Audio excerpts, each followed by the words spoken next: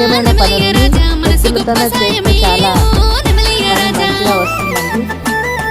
నాటు వేయడానికి ముందు గొర్రు కొట్టడము, పత్తి చేనుల కసు దూరడము, కొన్ని ముఖ్యమైన పనుల్ని ఇప్పటికీ ఎద్దులతోనే చేస్తారండి.